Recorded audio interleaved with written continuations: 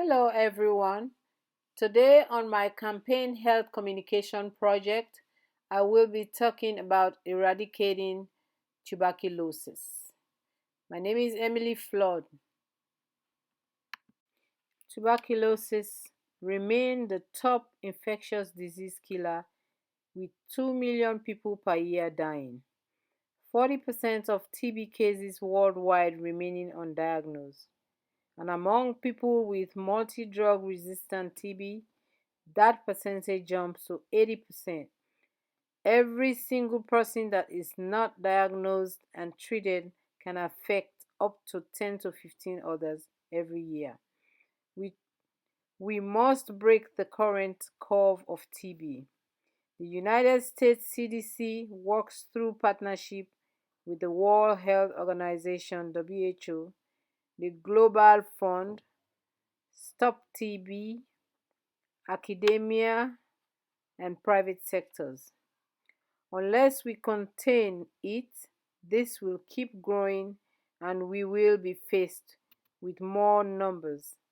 Now is the time to act. The above slide is a video link from CDC talking about tuberculosis transmission and pathogenesis.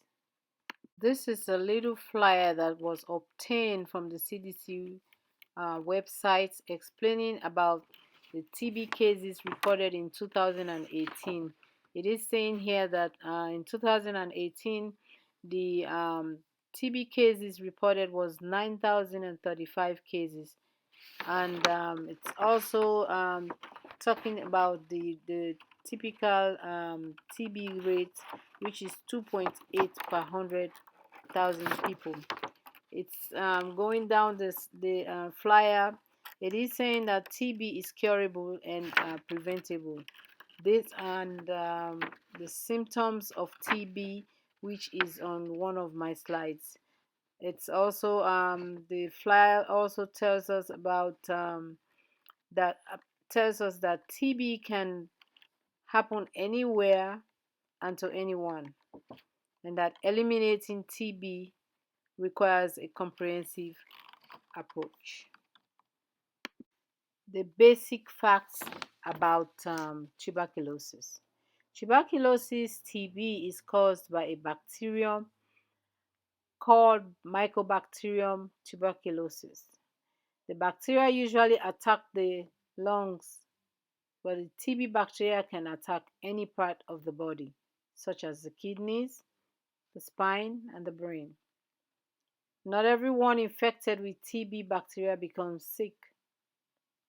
There are two TB-related conditions that exist. The latent TB infection, which is the LTB, and the TB disease. If not treated properly, TB disease can be fatal. The symptoms of TB disease depend on where in the body the TB bacteria is growing. TB usually grows in the lungs.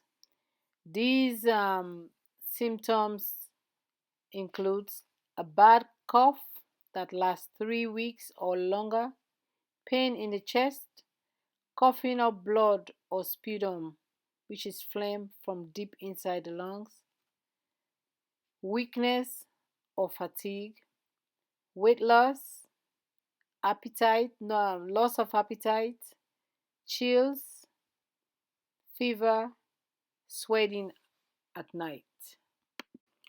Things to know about TB.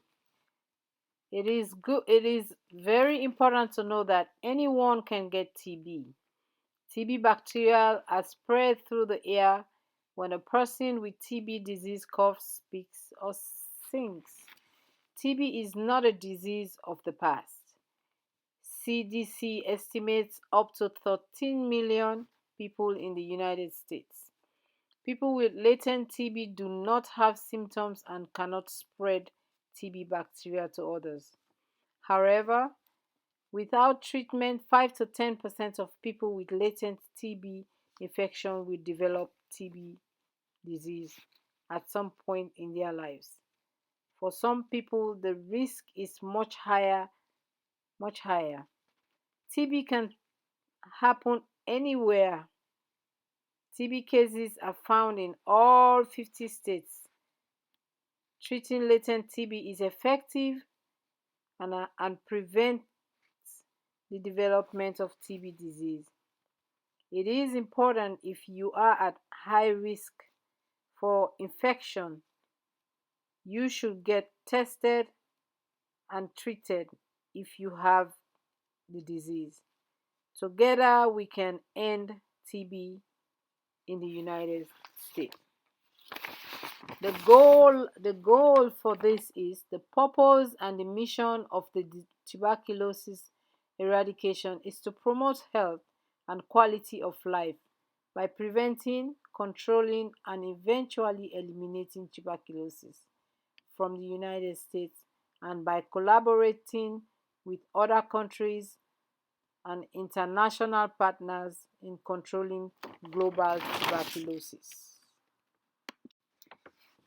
This slide is just have flyers that were obtained from the CDC website, explaining, just elaborating the things that you need to know about TB. For example, that TB is a disease of the past, and anyone can have TB, and that if you have TB, it's important, if you're at a high risk for infection, you should get tested and be treated if you have any TB, and then together we can end TB in the United States. It's just a flyer elaborating on things that you're supposed to know if you have things you're supposed to know about TB. This is a little flyer that tells us if a person is on enteric precautions, what is supposed to happen.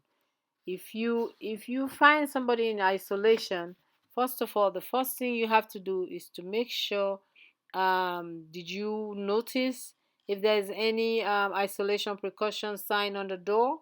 If there is none, let the if you have any question or there is none at the door, consult the nurse. And the other the contact enteric precaution has explains everything that should be done. The families and the visitors follow the instructions from the information sheet. Everybody must clean hands with sanitizer when entering room and wash with soap and water upon leaving the room. The doctors and the staff must gown and glove at the door. You should use the patient's dedicated or disposable equipment and clean and disinfect shared equipment. The sign to be removed by environmental services after the room is cleaned.